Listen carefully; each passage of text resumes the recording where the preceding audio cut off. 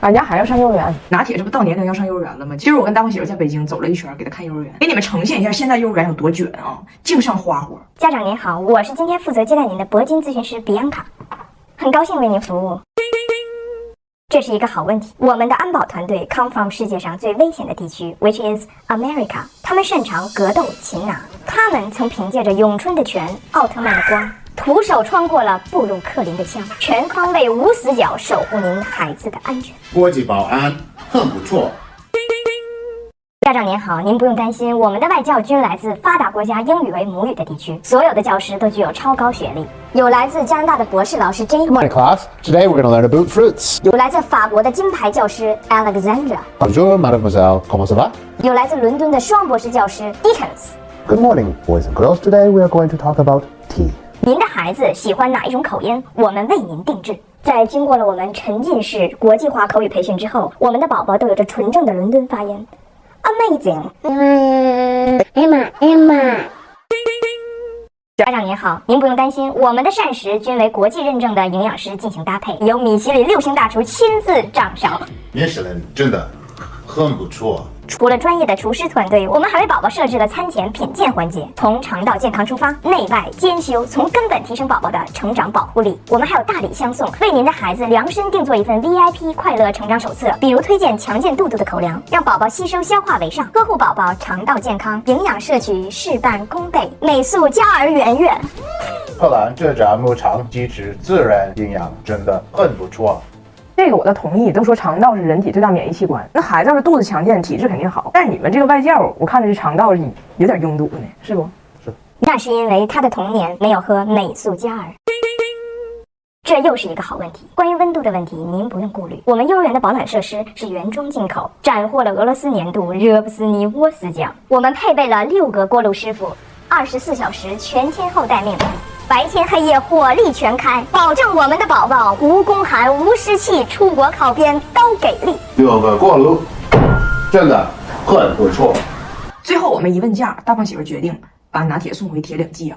我婆婆的全家在加拿大集体中暑，情况不容乐观。我说咋的了呢？一问说加拿大今年夏天太热了，气温达到了26度，全家人暑中的五花八门。我的公公布莱恩热的好几天不能排尿，就是太阳能让他实现了零排放，不能上班了。我的大姑子玛丽莎被热的内分泌完全紊乱，大姨妈已经持续了19天不走。现在情况最乐观的是小姑子妮蔻，但是也已经请假1个礼拜不能上班了。现在他们那一片很惨呢，就是很多养老用的老人房门口的小牌子一个接一个的立了起来，就写着此房出售，因为很多老人都没挺过去。也就是说，这个街区一到夏天，3伏和3七不一定谁先来，不一定谁先来。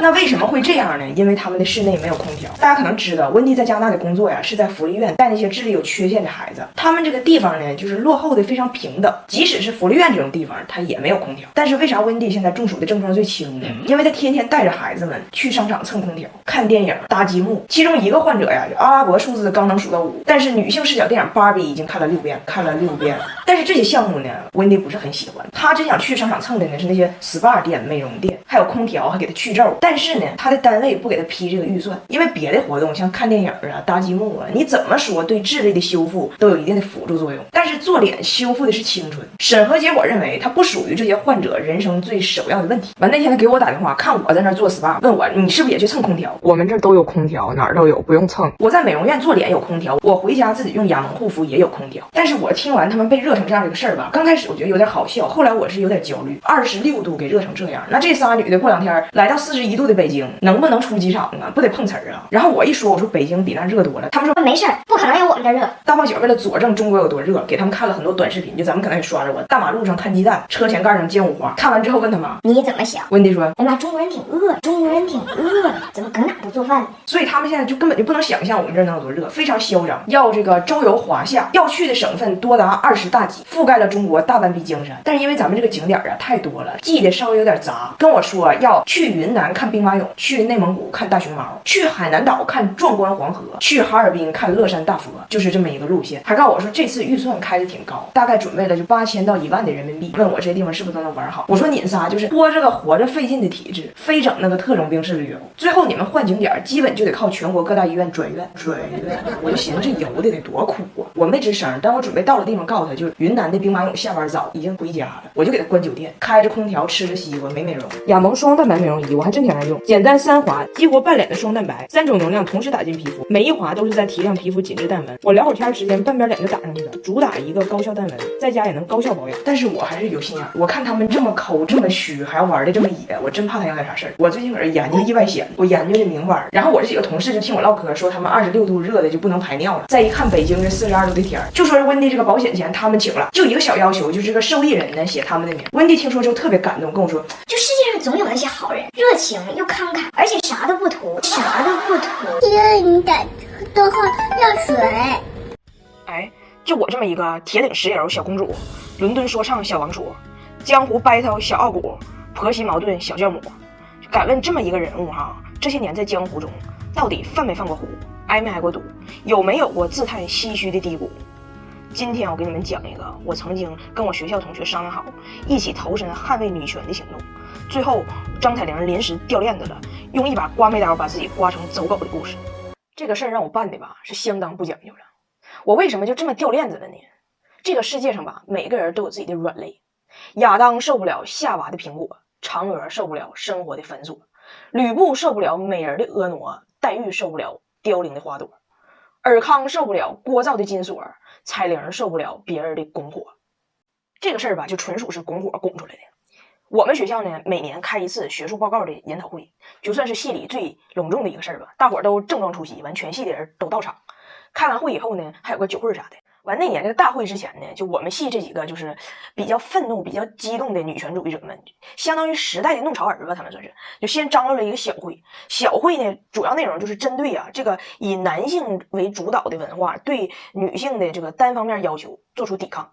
用白话说，他们的点就是啥呢？就凭什么他们认为就是女性在出席正式场合的时候需要化妆、需要穿高跟鞋、需要去毛，咱们就照做呢？他们是谁？他们凭什么？我当时就一被这么煽动，我火就上来了呢。离离原上草，就怕被火燎嘛。我当时也来劲儿了呢。哎，真的哎，他们是谁？他们凭什么跟他干？完，他们就拟定出了一个计划，就是说在下周这个学术研讨会上，女生都不化妆、不穿高跟鞋、也不去毛，上台。但是你不得突出强调你这个点嘛？所以就每个人还照常穿裙子，因为你要穿一身西服上去，别人也不知道你想表达啥意思，对不？我当时那怒发冲冠的，让人拱火拱的。我说行，没问题，我现在开始我就不脱，我攒着，到时候梳俩辫出场。新时期新女性，毛发档期自己定。结果开会的头一天呢，我就有点怂了，就不让化妆、不穿高跟鞋的事儿吧，我还没啥事儿。就我这个恨铁不成钢的颜值啊，咱说实话，也不是说一管口红和一双高跟鞋就能救得过来的问题。有人说能用钱解决的问题就不是真问题。那能用化妆品和高跟鞋解决的磕碜也不是真磕碜。这俩事儿行，我可以做到破罐破摔无所谓了。但是这个穿裙子不脱毛的事儿，我想想就细思极恐。你说到时候我上台了，完事儿我做 PPT， 然后投影仪一打，我被投射在屏幕上的投影带一圈虚边儿，你说观众以为机器嘚瑟呢。完我就发短信问人家，我说这事儿还算数不？人家咋不算数呢？完我吧也是有一点江湖情怀的，觉得现在掉链子确实有点丢人。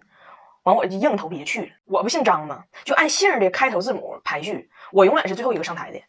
完，所以这一整天呢，我就看着一个个英雄好汉的上台了，我才明白哈，就为什么对于白人女性来讲，这个去毛这个事儿属于就是每日的核心流程呢？就他们的毛发性质跟咱是非常不一样。咱们东方人的汗毛特点呢是颜色较深、质硬稀疏，非常容易集中突破。他们的特点呢是虽然色儿浅，但是柔软细密，花团锦簇。